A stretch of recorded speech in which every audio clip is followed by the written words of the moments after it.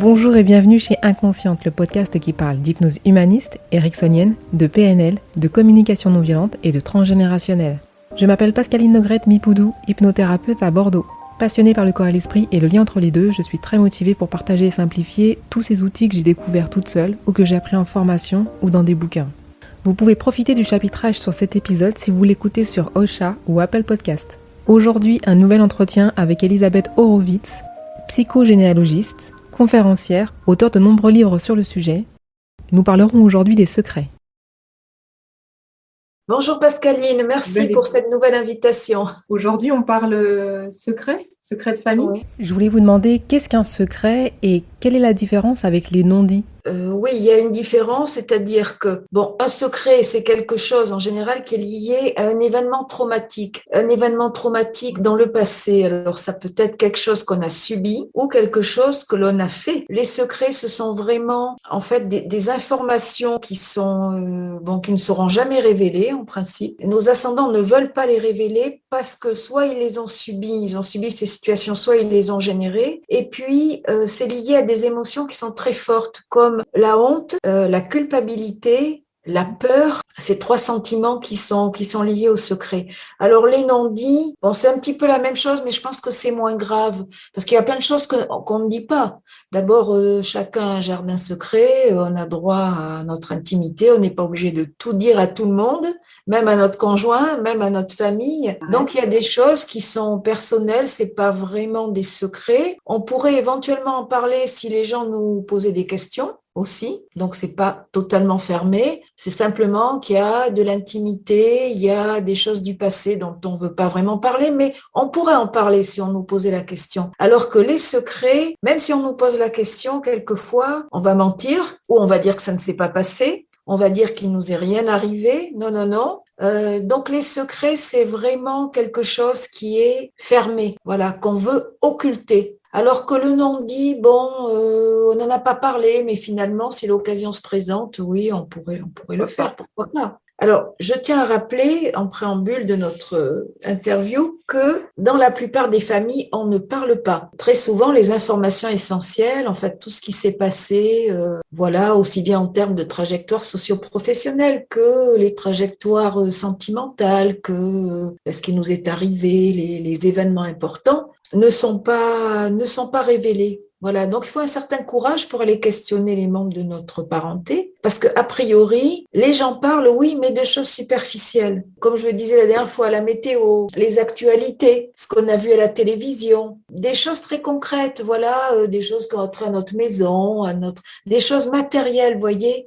Mais tout ce qui a trait aux sentiments, aux émotions, des émotions qui pourraient être douloureuses ou on n'en parle pas. Vous pouvez passer 10 ans lors des repas de famille et puis rien ne transparaît, rien ne transpire. Alors attention, rien ne transpire, oui et non. Parce que pour quelqu'un qui est attentif en fait aux émotions justement même imperceptibles, c'est-à-dire les changements d'expression du visage, les lapsus, certains mots qui ressemblent à d'autres, on ne veut pas dire les mots exacts, mais on va dire des mots qui pourraient évoquer le secret ou le non-dit. Et puis, quelquefois, on va éviter de parler de certains sujets. C'est-à-dire que lorsqu'il y a une atmosphère pesante dans la famille, qu'on parle exclusivement de choses superficielles, on peut être sûr qu'il y a des traumatismes qui donc ont touché nos parents, nos grands-parents, et on va faire exprès de ne pas parler de thèmes qui pourraient s'y rapporter. Donc finalement, on ne parle pas de grand-chose. Puis dès qu'il y a quelque chose qui pourrait évoquer le secret ou des mots qui pourraient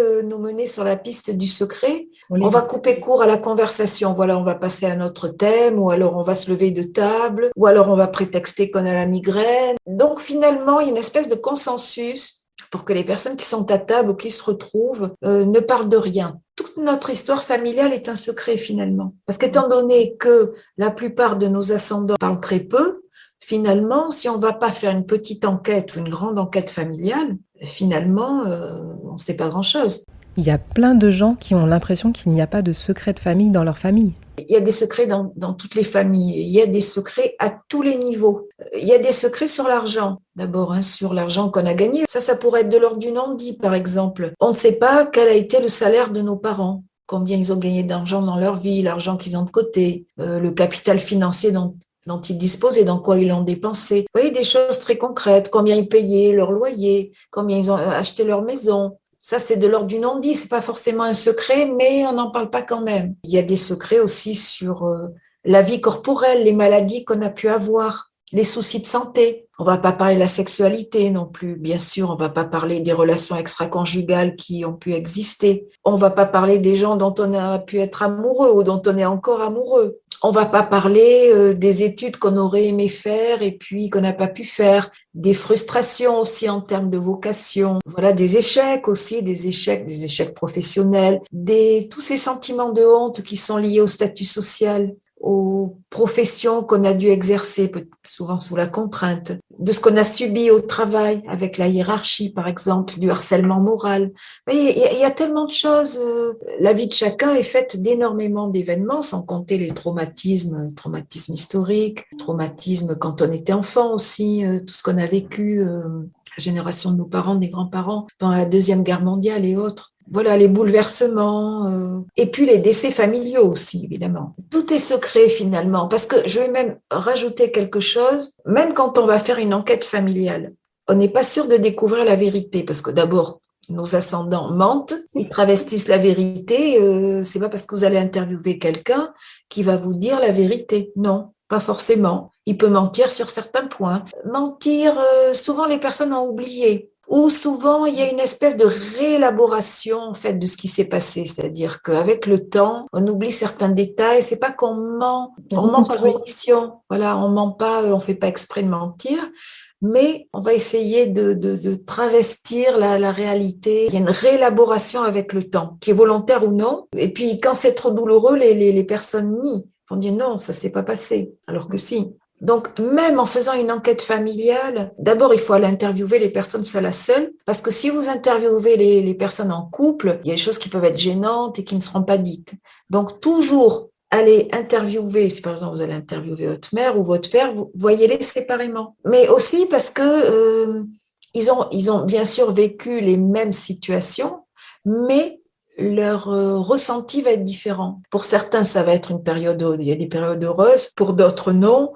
La perception qu'on a aussi de mêmes événements est tout à fait différente, même dans les cas de traumatisme, en fonction de votre résistance mentale, en fonction de votre degré de sensibilité émotionnelle, vous allez avoir un vécu qui va être tout à fait différent, même si vous le partagez avec des familiers. Donc, ce que je dirais, c'est que oui, il faut faire une enquête familiale, et que cette enquête familiale, elle peut être rapide dans la mesure où si par exemple on prend rendez-vous avec simultanément avec nos parents, nos oncles et tantes, nos grands-parents, notre cousinage, nos frères et sœurs, et qu'on se donne par exemple 2-3 mois, ce que je disais la dernière fois, pendant 2-3 mois, vous allez voir chaque semaine une personne différente. Alors au début, bien sûr, avec un questionnaire un petit peu superficiel, on va pas rentrer, vous n'allez pas arriver chez les personnes en disant, voilà, raconte-moi les secrets de ton enfance, ton adolescence ou de ta jeunesse, qu'est-ce qui s'est passé, etc. Non, on amène un cadeau, ça peut être des pâtisseries, ça peut être fleurs, on amène toujours quelque chose. Ouais. On entre en relation. Et dans la première rencontre, surtout si ce sont des personnes qu'on n'a pas vues depuis longtemps,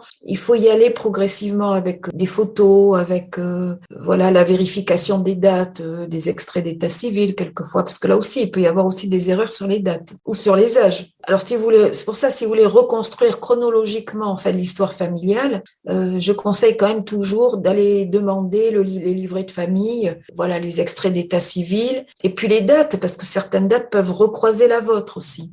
Voilà, il y a toute une stratégie en fait pour aller voir les personnes 1 fois, 2 fois, 3 fois, et en général à la 3e fois, c'est là où vous avez la substance, c'est-à-dire que peut-être les personnes vont se mettre à pleurer à l'évocation de certains événements de leur vie, et puis des confidences intimes. Et puis peut-être que vous êtes la première personne à qui ces confidences et ces secrets seront révélés, parce que vous allez oser poser des questions progressivement. Voilà, qu'est-ce qui s'est passé en telle année? Vous habitiez où? Qu'est-ce qui s'est passé avec votre conjoint? Ah, ben tiens, là, vous étiez mariés, mais non, après, vous avez divorcé, vous êtes remariés, oui, mais dans quelles circonstances? Et où est-ce que vous alliez en vacances? Et vous voyez, progressivement, vous rentrez dans le sujet. Tiens, à tel moment, telle personne est tombée malade. Ah, mais oui, mais pourquoi? Est-ce qu'il y a eu des événements bouleversants? Vous avez déménagé, vous avez perdu le statut social, changé de travail. Voilà. En fait, c'est un puzzle qu'il faut reconstituer. Et au bout d'un moment, on arrive effectivement, on rentre dans le dur, comme on dit, c'est-à-dire qu'est-ce qui s'est passé de traumatisant? Vous allez découvrir des enfants illégitimes, vous allez découvrir les doubles vies, vous allez découvrir qu'il y a des personnes qui se sont suicidées, vous allez découvrir qu'il y a des personnes qui sont mortes à un hôpital psychiatrique. Alors, il y a 3 moyens de découvrir les secrets. L'enquête familiale, les synchronicités.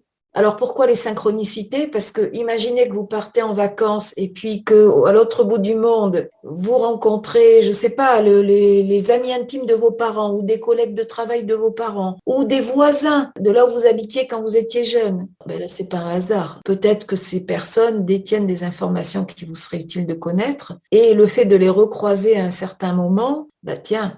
Alors surtout, ne les lâchez pas. Vous les invitez à boire un verre et vous dites, bah, tiens, oui, c'est bizarre, on s'est recroisés, et puis vous évoquez le passé, et là, peut-être qu'il y a des choses qui vont ressurgir, des personnes qui ont gravité autour de votre famille. Et là, n'hésitez pas à leur poser des questions. Et alors, le troisième point, ce sont les rêves. Je vais vous donner un exemple. J'ai eu une consultante à un moment donné qui arrive un jour en séance et puis qui me dit, oh ben, j'ai rêvé que mon frère avait une double vie et qu'il avait un enfant, donc que j'aurais un neveu que je n'ai jamais rencontré. Alors, est-ce que ça pourrait être vrai? Alors, je lui dis, ben, écoutez, alors là, je ne sais pas. Mais bon, si vous l'avez rêvé nettement, c'est possible. Pourquoi pas? Donc, je lui dis, écoutez, la meilleure solution, c'est d'aller lui demander. Donc, elle est allée voir son frère et elle lui dit, est-ce que tu as un autre enfant? Il lui dit, mais comment tu le sais? Ben, elle lui dit, mais non, je suis pas censée le savoir, mais il se trouve que je l'ai rêvé clairement, une espèce de rêve lucide dans lequel je te rencontrais et tu étais avec ton petit garçon. Et là, il y a dit, oui, j'ai effectivement une double vie, j'ai mon foyer que tu connais et puis j'ai ma maîtresse, et avec ma maîtresse, j'ai une double vie et on a un petit garçon ensemble. Dans les rêves ou les rêves lucides, l'affirmation de situations généalogiques que vous n'êtes pas censé connaître, mais que votre inconscient va vous livrer à un moment donné. Et quatrième point, je pense aussi, parce que ça m'est arrivé lorsqu'on fait les méditations, on peut avoir des flashs, et a fortiori dans l'hypnose aussi. Voilà, donc je dirais qu'il y a ces 4 axes, en fait, pour découvrir des informations qu'on n'est pas censé connaître. Moi, je me souviens, j'avais fait des méditations, et à un moment donné, dans ces méditations, je voyais mes parents sortir de la clinique où ma mère venait d'accoucher avec moi, voilà, dans le landau, et je percevais juste en méditation leurs sentiments et j'écoutais les conversations qu'ils avaient à l'époque. Donc bon, c'est peut-être pas tout le temps, mais si vous faites de la méditation, si vous faites de l'hypnose, des rêves lucides et que vous croisez ça avec justement l'enquête familiale ou le désir, le simple désir d'en savoir. Et les synchronicités aussi, parce que j'ai beaucoup de synchronicité quand je fais des recherches familiales avec ma patientèle. Donc ils arrivent, soit c'est des sosies, soit c'est des problématiques qui reviennent sur la table. La personne a le même sexe, le même âge, la même problématique et me demande de l'aider. D'accord. Oui. L'effet miroir.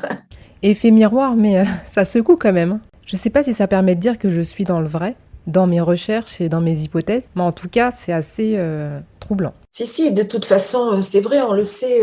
Moi, j'ai beaucoup travaillé sur les synchronicités aussi. J'ai d'ailleurs écrit 2 ouvrages, mais les synchronicités, quand vous voyez quelqu'un qui ressemble énormément à un membre de votre famille, bon, déjà, vous pouvez en déduire qu'il se passe quelque chose avec cette personne. Si la personne est décédée, effectivement, ça pourrait vous dire qu'il y a quelque chose à... Alors, c'est peut-être un message à venir, mais ça peut être aussi des recherches que vous devez faire, voilà, a posteriori. Moi, j'ai découvert aussi, je ne vais pas rentrer dans les détails, mais j'ai découvert des secrets concernant ma mère, bon, qui est décédée maintenant depuis longtemps. Quelque temps après son décès, à l'époque, je donnais des cours de tarot, bon, à Bordeaux. Ça remonte à très très longtemps. Mais une des personnes qui est venue, et c'était une ancienne collègue de travail de ma mère, qui, alors, voyez la coïncidence, et qui détenait des secrets sur ma mère que j'ignorais alors que ma mère était décédée. Donc, vous voyez, les collègues de travail aussi, j'en parlais dans l'émission précédente, les collègues de travail aussi, parce qu'on leur a fait des confidences, parce que des fois, on passe plus de temps avec eux que dans sa propre famille, on passe 8-9 heures avec les collègues de travail. Ben, certains en savent plus que nous. Donc, c'est pas une blague. Vous voyez, quand je dis les anciens collègues de travail, oui, ben, ils connaissent beaucoup de choses, les anciens amis intimes aussi de nos parents et les collègues, des personnes qui venaient régulièrement chez nous aussi quand on était enfant. C'est pour ça que l'information est partagée entre tout le monde et quelquefois, ceux qui en savent beaucoup sur l'histoire de notre famille, bon, ce sont bien sûr les principaux intéressés, mais ce sont aussi des personnes qui n'ont pas forcément de lien de sang, qui ont pu connaître et puis détenir à un moment donné parce qu'on leur a fait des confidences, tiens, parce qu'on s'est livré. Dans un de vos ouvrages, vous dites il y a toujours quelqu'un dans la famille qui sait. Il y a toujours quelqu'un qui va vous révéler les secrets. Absolument. Et c'est pour ça qu'il faut aller interroger tout le monde. Et même des personnes avec qui nos parents ou nos grands-parents ont été fâchés, parce que précisément, c'est peut-être eux qui détiennent une partie. Chacun détient, voyez, un élément du puzzle finalement. Hein. C'est pour ça qu'il faut recroiser les informations. Si c'est pas une seule personne, c'est pas parce que vous allez interviewer votre grand-mère ou votre cousin que vous allez connaître tout ce qui s'est passé. Non. D'abord, c'est leur propre vision des choses, mais il faut tout leur demander, même leur adresse, où est-ce qu'ils ont vécu. Alors, un autre, voyez, ça me rappelle, j'ai habité à Bordeaux, rue Pomme d'Or. Bon, je cherchais un appartement et puis, bon, l'agence immobilière me dit, bah, tiens, il y a un appartement rue Pomme d'Or. Bon, comme le nom me plaisait bien, c'était un joli nom de rue, bon, bah, j'y vais. Et finalement, je découvre, c'était à l'époque où je faisais mes recherches généalogiques, je découvre que mes arrière-grands-parents avaient tenu un commerce dans cette rue. Alors que bon, voilà, il y a, je sais plus combien, 700 000 habitants à Bordeaux, voilà. C'est pour ça qu'il faut demander les adresses parce que quelquefois, on se retrouve à habiter pas forcément dans la même ville, mais dans des rues. C'est le même nom, quelquefois c'est au même endroit, mais qu'est-ce qui nous a guidés? C'est l'inconscient familial. J'ai expérimenté ça aussi parce que j'habitais dans le Médoc avant. Je cherchais à descendre sur Bordeaux et pendant des semaines j'ai cru que le moment le plus favorable c'était le mois de juin. Et en fait non, c'était une véritable catastrophe parce qu'il y a beaucoup d'étudiants à Bordeaux. Et j'ai cherché, je trouvais rien, j'avais déjà mis le préavis de l'autre côté. Et finalement par dépit, j'ai fini par appeler pour une annonce d'un appartement qui était resté longtemps sur le site internet. Un espèce d'appartement miteux. Et j'ai demandé bonjour, je voudrais savoir s'il est disponible. Et là, le monsieur au bout du fil, il me dit mais c'est pour cours de la Martinique. Et moi, je suis martiniquaise à moitié. Et du coup, je connaissais pas le nom de cette rue. Et donc, je lui dis oui, ok, on y va. Et puis finalement, j'ai habité dans cet appartement pendant 5 ans et c'était super. C'est ça. Oui, alors là, c'était vraiment l'exemple. On est téléguidé en quelque sorte. Il y a eu un moment aussi, il n'y a pas longtemps, où j'avais délaissé une branche de mon arbre qui était assez importante. Mais j'avais pas le temps, hein. Je suis un petit peu sur toutes les branches en même temps. Et il y a eu un effondrement à Bordeaux. Un immeuble s'est effondré. Il y en a eu plusieurs, là, il y a quelques mois. Donc du coup, j'ai pas mal de personnes qui m'ont appelé pour savoir si j'allais bien. Et en fait, j'avais fini par regarder sur Internet les informations. Et ça disait rue de la Rousselle, effondrement d'un immeuble. Et en fait, Rousselle, c'était la branche sur laquelle je devais me remettre, en fait. Là où il y avait aussi des secrets très importants. Ah oui, il faut faire très attention aux synchronicités, parce que justement, lorsqu'on fait ces recherches, ou qu'on doit les faire, ou que l'univers nous dit, faut aller voir de ce côté-là, il faut être conscient que nous avons des signes, des synchronicités, des messages qui nous arrivent même quotidiennement sur différents sujets. Quand les gens n'ont aucune idée des secrets qu'il peut y avoir dans leur famille, est-ce que juste en regardant l'arbre, ils peuvent avoir des indices ou poser des hypothèses en fonction des dates ou des choses comme ça? Oui, parce que en fait, oui, alors ça dépend si les personnes ont des problématiques en fait. C'est-à-dire qu'à partir de la problématique, vous pouvez déduire effectivement qu'il y a un héritage transgénérationnel. Ça peut être par exemple, si on a des problèmes au niveau sentimental, bon.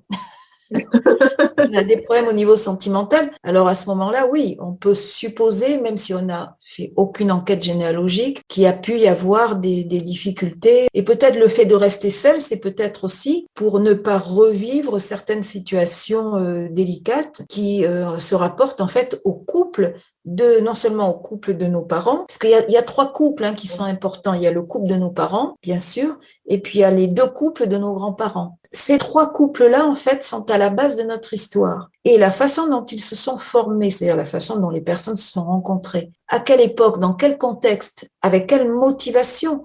Est-ce que c'était un mariage d'amour? Est-ce que c'était un mariage de convenance? Est-ce que c'était un mariage forcé parce qu'il y avait une grossesse? Est-ce que c'était un mariage par rapport en fait au statut social? Est-ce qu'on voulait par le mariage acquérir une situation plus importante ou quelquefois échapper à la misère? Il y a tellement de situations. Voilà. Alors, à quel âge on s'est marié? Dans quelles circonstances? Et après, en fait, quelle est la vie de couple que l'on a menée? Est-ce qu'on a été heureux ou pas? Il y a énormément de personnes qui n'ont pas été heureuses en couple, bien que mariées.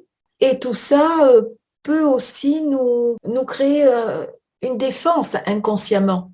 C'est-à-dire qu'en fonction justement de comment ça s'est passé, bon, il y a énormément de femmes qui ont souffert. Même encore, il y a tellement de femmes qui ont été mariées avec des hommes pervers narcissiques, avec des hommes qui étaient dominants, dominateurs. La femme était souvent une esclave domestique. Même encore aujourd'hui, même encore aujourd'hui. Le contexte a changé, mais bon, voilà. Tout ça pour dire que les femmes n'ont pas toujours eu le beau rôle, en fait, dans les couples. Elles ont été très souvent soumises, très souvent dépendantes financièrement. Elles ont toléré aussi que leur mari ait eu des doubles vies, etc. Le mariage, pour les femmes, a été rarement idyllique. Les mariages d'amour, il y en a eu très peu. Il y a eu des mariages où souvent, bon, la femme était mise à contribution à différents niveaux, sexuellement, émotionnellement. Voilà, elle a dû renoncer quelquefois aussi à sa vocation ou à sa propre trajectoire socio-professionnelle. Donc, la qualité, en fait, des relations dans ces couples-là, dans le couple de nos parents d'abord, et puis dans les couples de nos grands-parents, et éventuellement après dans les couples de nos oncles et tantes, etc. Tout ça, ça va nous influencer. Est-ce que c'est une mémoire positive? Est-ce que c'est un héritage positif ou pas? Je dirais, il faut aller à la rencontre en fait de toutes ces informations, des choses factuelles. Voilà, quand est-ce que nos parents se sont rencontrés? Quelle était leur situation? Est-ce qu'ils ont été heureux? Combien de temps ils sont restés ensemble? Et pareil pour nos grands-parents. Et c'est la même chose, s'il y en a des problèmes au niveau professionnel, il faut reconstruire en fait la trajectoire socio-professionnelle. Qu'est-ce qui s'est passé pour les hommes et les femmes de notre famille? Dans quoi ont-ils travaillé? Dans quel secteur? Est-ce que c'était un choix? Est-ce qu'ils ont été contraints? Est-ce qu'ils ont pu mener les études en fait qu'ils ont voulu faire? Est-ce qu'ils étaient bien payés? Est-ce qu'ils ont bien gagné leur vie? Est-ce qu'ils avaient un complexe de classe? Quels ont été les us et coutumes aussi de leur milieu? On peut déduire à partir des problématiques que nous rencontrons, nous, actuellement, ou que nous avons rencontrées, nous pouvons déduire les problématiques qui se sont posées à nos ascendants. On peut poser des hypothèses, effectivement. Certains secrets, quand même, sont liés à des situations très graves. Lorsque les secrets touchent la filiation, par exemple, on découvre tout d'un coup que notre père n'est pas notre géniteur. C'est quand même très grave. Là, j'ai eu le cas récemment d'une patiente qui a 50 ans, mais très souvent, c'est justement lorsque les personnes décèdent. Son père, qu'elle croyait être son géniteur, décède, et peu après, sa mère lui révèle que ce n'était pas son géniteur, en fait, que son géniteur était un autre homme. Voilà. Elle l'apprend à 50 ans. Vous voyez le choc.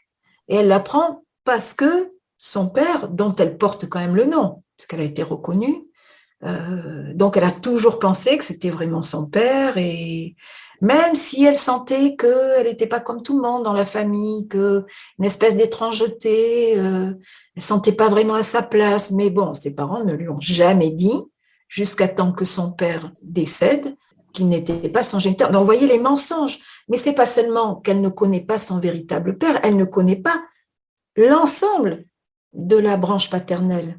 Elle ne connaît pas qui est vraiment son géniteur. Si ce géniteur avait des frères et sœurs, elle ne connaît pas les oncles et tantes et les grands-parents. Tout est faux. Donc, les secrets concernant la filiation sont extrêmement graves, sont les plus graves, puisqu'ils touchent à d'où je viens, qui m'a conçu, qui m'a mis au monde. Et cette personne se demandait, avant, dans les consultations, pourquoi elle n'avait aucune vie sentimentale. On n'arrivait pas à trouver la cause, jusqu'à ce que sa mère veuille bien lui dire la vérité.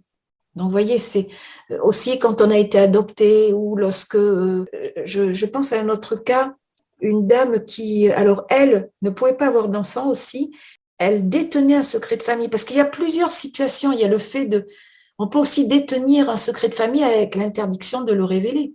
Je repense au cas d'une cliente qui me disait, ben voilà, je n'arrive pas à avoir d'enfant, mais en même temps, je connais un secret sur ma sœur. Je sais qu'elle n'est pas du même père que moi. Mais ma mère m'a fait jurer de ne pas le révéler. Vous voyez la loyauté. La loyauté qui vous condamne, c'est terrible, c'est terrible. Oui.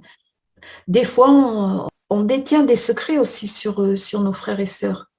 On peut savoir que, par exemple, notre frère aîné ou notre sœur aînée n'est pas du même père, mais on nous a fait jurer le silence. Vous voyez, ça fait partie aussi des secrets extrêmement graves. Et du fait, on ne peut pas être naturel dans les relations, on ne peut pas se laisser aller à parler de tout et de rien, parce qu'on doit faire attention.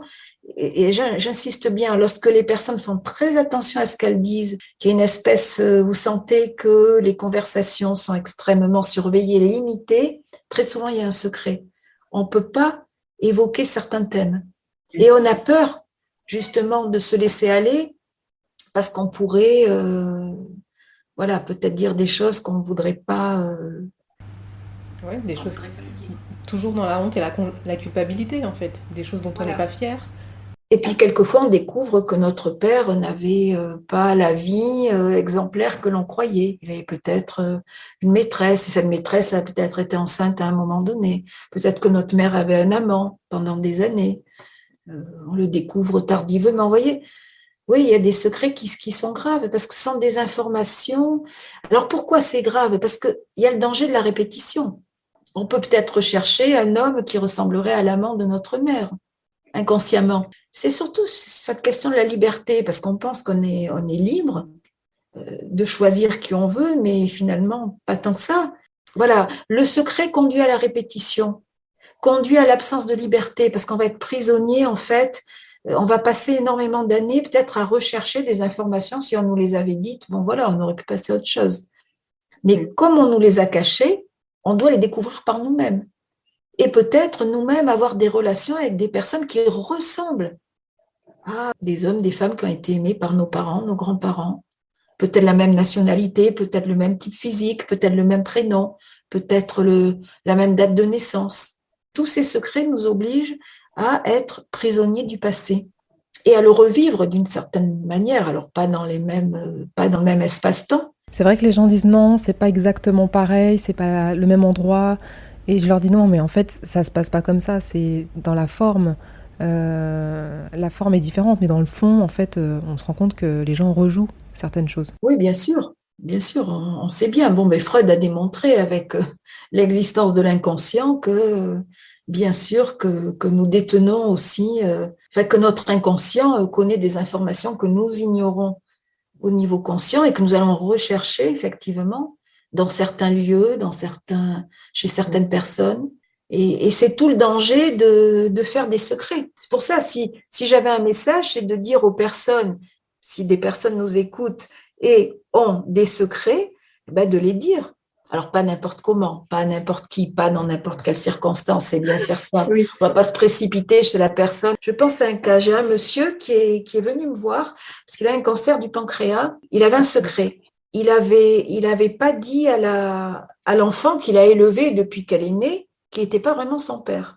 Et comme elle allait se marier, à l'approche de ce mariage, en fait, qui va aussi influer sur les liens de sang, etc. Puisque quand on va se marier, normalement, quand on va se marier, on devrait avoir fait toute la lumière sur sa propre généalogie, évidemment, pour ne pas avoir de difficultés par la suite. Et je lui ai dit, mais vous devez lui avouer la vérité. Vous ne pouvez pas la laisser se marier. Vous êtes très malade, mais vous êtes certainement malade aussi parce que vous avez ce secret. Depuis une vingtaine d'années, vous n'avez jamais osé lui dire que vous n'étiez pas son géniteur. Et là, comme elle va se marier, il faut qu'elle le sache parce que, au risque que son couple ne marche pas. Si on a adopté quelqu'un, il faut le dire. Si on a reconnu quelqu'un mais qu'on n'est pas son géniteur, il faut le dire. Si on a obligé quelqu'un à détenir un secret sur quelque filiation que ce soit et on doit le libérer de cette contrainte et le dire, sous peine de faire beaucoup de mal, même s'il est vrai que détenir un secret, c'est détenir un pouvoir. Parce qu'on a un pouvoir sur un certain nombre de personnes, sur la destinée d'un certain nombre de personnes, c'est extrêmement grave. J'ai eu un cas comme ça où une femme ne savait pas qui était le géniteur. En fait, elle avait eu une relation extra-conjugale au moment de son mariage, ce qui est assez fou, mais bon. Et du coup, elle était tombée enceinte assez rapidement. Elle ne savait pas qui était le père de son enfant. Puis en parallèle, moi en séance, je fais un arbre généalogique, un petit arbre rapide. Et c'est vrai que cet enfant-là, il était déjà adulte, il avait des grosses difficultés dans la vie, il n'était pas autonome, il n'était pas indépendant, il était dépressif. Et donc, on a fait le lien quand même sur ça. Elle me dit, mais je saurais jamais en fait qui est le véritable père de mon enfant. Donc je lui demande, mais pendant la grossesse, dans quel état émotionnel vous étiez ? Elle me dit, bah, j'étais dans le doute permanent pendant 9 mois. Et donc, elle me demande, est-ce que je dois révéler mon secret ? Est-ce que ça pourrait aider mon fils ? Donc, je lui réponds, oui, je pense qu'il irait mieux. Mais en fait, il y avait une notion de bénéfice secondaire, c'est-à-dire qu'elle n'avait pas envie de mettre le bazar dans sa vie. Et je comprends tout à fait. S'il y a eu plusieurs relations sexuelles dans la même période avec deux personnes différentes, bon, effectivement, c'est un cas très, très troublant. Alors, est-ce qu'en hypnose, la personne pourrait savoir qui est le géniteur ? Moi, je préfère dire non, parce qu'en fait, l'inconscient est très créatif, et donc il peut vous créer tout ce que vous voulez. Il y a eu un super reportage sur Arte, il y a quelques années, sur les souvenirs, et ça expliquait que les souvenirs étaient remaniés, et que donc l'inconscient, en fait, il stocke tous ces souvenirs-là. Donc les souvenirs ne sont pas juste... On a arrêté de les utiliser, par exemple, dans des affaires, dans des enquêtes, parce que finalement, on s'est rendu compte que l'inconscient est créatif et donc il va vous donner ce que vous attendez d'une certaine façon. Donc dans le cas de cette patiente, l'inconscient, avec son super bénéfice secondaire, pourra montrer qu'en fait le géniteur est le mari, ce qui permettra d'apaiser les choses, de ne révéler aucun secret et de continuer tout bien comme il faut. Oui, et il y a des secrets aussi actuellement sur la procréation médicalement assistée. Les donneurs de sperme, en fait, ne savent pas, à qui ils ont donné naissance et inversement, les enfants non plus ne peuvent pas remonter au géniteur. Si le géniteur lui-même avait déjà une famille officielle, il y a des demi-frères et sœurs, c'est très très grave. Je trouve que c'est extrêmement grave. Enfin, je pense qu'on n'en mesure pas toutes les conséquences finalement. Sur du long terme, on n'en mesure pas les conséquences, ça c'est sûr. Il y a des choses qui sont arrivées en fait à nos ascendants et qui peuvent aussi, je dirais, nous concerner indirectement. Je parlais la dernière fois de cette dame qui avait des difficultés à avoir des enfants, dont la grand-mère, elle découvre que sa grand-mère a été violée, et quand elle découvre après, elle peut avoir des enfants. Donc oui, il y a certaines inhibitions qui sont dues en fait à des traumas vécus par nos ascendants qui n'ont jamais été révélés. Aujourd'hui, ce qui est super, c'est qu'on peut avoir des tests génétiques et du coup, on peut obtenir des informations qu'on n'aurait jamais eues il y a 10 ans, par exemple. Oui, parce que même si en France, bon, pour faire un test génétique, il faudrait avoir l'aval de la justice, mais vous allez dans les pays limitrophes et puis avec un kit que vous pouvez commander en ligne. Alors, effectivement, c'est officieux, c'est informel, il n'y a pas de, c'est pas, ça n'a pas valeur de preuve. Mais si vous voulez savoir si vous êtes bien l'enfant ou le frère ou la sœur de telle ou telle personne, effectivement, vous avez la réponse en quelques jours pour un prix dérisoire avec un kit pour vérifier pour tester l'ADN. Donc oui, c'est quand même une avancée extraordinaire. Mais encore une fois, effectivement, mon message est le suivant. Si vous avez des secrets, libérez les personnes qui en sont les victimes. Je suis en train de vivre des histoires de secrets personnellement.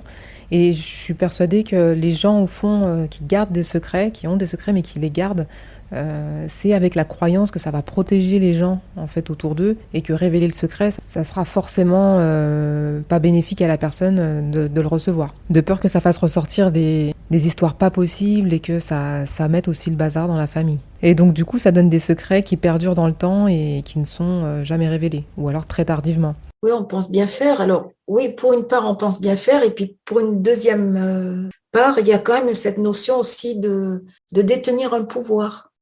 C'est-à-dire qu'on a quand même, surtout quand on n'a pas quelqu'un qui n'a pas d'argent, qui n'a pas de pouvoir social, peut estimer qu'il a un pouvoir en détenant une information qu'il ne révélera pas et qui va conditionner le destin de certains membres de la famille ou peut-être même le devenir de 2-3 générations, vous voyez.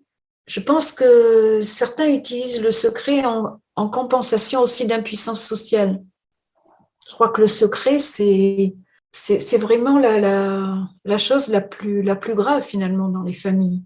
Voilà. Mais certains secrets seront révélés quand on va poser des questions. Comme je l'ai dit la dernière fois, certaines choses ne sont pas révélées parce que personne ne pose de questions. Mais si vous posez des questions, même si vous pensez que vous n'aurez pas de réponse, peut-être qu'à un moment, vous aurez une réponse. Peut-être que la personne, tout d'un coup, elle va, emportée par l'émotion, oui, va vous dire la vérité, va vous révéler.